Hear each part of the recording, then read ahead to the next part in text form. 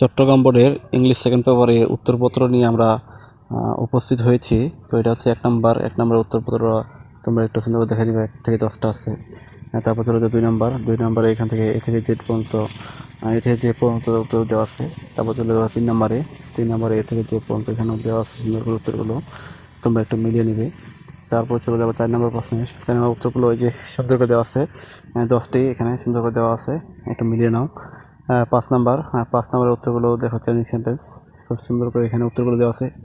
ভুল ত্রুটি হলে তোমরা একটু আমাদেরকে কমেন্ট বক্সে জানিয়ে দেবে। 6 নম্বরের যে উত্তর এটা একটু 6 নম্বরের উত্তর দেখতে।